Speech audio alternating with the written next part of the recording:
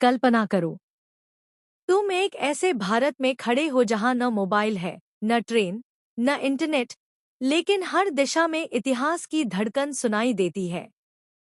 सुबह की पहली किरण के साथ किलों के दरवाजे खुलते हैं, बाजारों में सौदे होते हैं, और दूर कहीं सैनिकों की चाल से धरती कांपती है। यह एक ऐसा समय है जब भारत एक नहीं, बल्कि कई शक्तियों का संगम है। मराठा, सिख, मुगल और दर्जनों रियासतें, हर एक अपने अस्तित्व के लिए लड़ती हुई। लेकिन इसी बीच समुद्र के रास्ते आए कुछ व्यापारी धीरे धीरे कहानी बदल रहे हैं। व्यापार से शासन तक का सफर शुरू हो चुका है, और किसी को अंदाजा भी नहीं। गांवों में लोग अपने जीवन के लिए संघर्ष कर रहे हैं, कारीगर अपने हुनर से दुनिया को चकित कर रहे हैं, और एक अदृश्य बदलाव पूरे देश को अंदर से हिला रहा है। यह सिर्फ अतीत नहीं है, यह वो दौर है जहां भारत टूट भी रहा था और बन भी रहा था, क्योंकि 200 साल पहले जो संघर्ष शुरू हुआ, उसी ने आज के भारत की नींव रखी। अब सवाल यह है, क्या हम उस भारत को सच में समझते हैं? उस समय भारत पर सीधे ब्रिटिश सरकार नहीं, बल्कि ब्रिटिश ईस्ट इंडिया कंपनी का शासन था।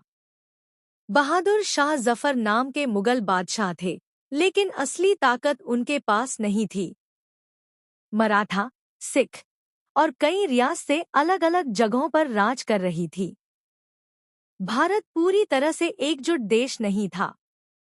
मतलब, भारत एक पैचवर्क जैसा था, कई छोटे छोटे राज्यों का समूह। दो आर्थिक स्थिति। भारत की अर्थव्यवस्था मुख्य रूप से कृषि और हस्तशिल्प पर आधारित थी। कपड़ा, विशेषकर सूती और रेशमी, दुनिया में मशहूर था। लेकिन ब्रिटिश नीतियों ने धीरे धीरे भारतीय उद्योग को कमजोर किया। जमींदारी प्रणाली के कारण किसान गरीब होते जा रहे थे। भारत सोने की चिड़िया से धीरे धीरे गरीब बन रहा था। 3 लोगों का जीवन। लोग गांवों में रहते थे, शहर बहुत कम विकसित थे। कच्चे घर, बैलगाड़ी और हाथ से काम करने वाली जिंदगी। कपड़े भी पारंपरिक और साधारण होते थे। जीवन कठिन था, लेकिन समुदाय, कम्युनिटी मजबूत था। लोग प्रकृति के ज्यादा करीब थे, लेकिन सुविधाएं बहुत कम थी। 4 शिक्षा और ज्ञान।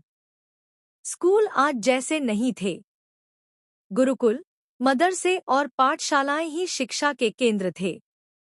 पढ़ाई सीमित लोगों तक ही पहुंचती थी। अंग्रेजी शिक्षा धीरे धीरे शुरू हो रही थी। शिक्षा का सिस्टम पारंपरिक था, लेकिन सबके लिए उपलब्ध नहीं था। 5 सामाजिक समस्याएं। समाज में कई बुरी प्रथाएं थीं। सती प्रथा, बाल विवाह, जाति भेदभाव। महिलाओं की स्थिति बहुत कठिन थी। समाज में बदलाव की बहुत जरूरत थी। 6 बदलाव की शुरुआत। सुधारक जैसे राजा राम मोहन रॉय सामने आए। उन्होंने सती प्रथा के खिलाफ आवाज उठाई। समाज में धीरे धीरे बदलाव शुरू हुआ। यही बदलाव आगे चलकर आज के आधुनिक भारत की नींव बने। तो 200 साल पहले का भारत राजनीतिक रूप से बंटा हुआ, आर्थिक रूप से बदल रहा, सामाजिक रूप से संघर्ष कर रहा। लेकिन यही संघर्ष आज के भारत की ताकत बना। अगर आप सभी को मेरा ये वीडियो अच्छा लगा तो वीडियो को लाइक करें, चैनल को सब्सक्राइब कर और कमेंट में मेरा भारत महान जरूर लिखें। धन्यवाद।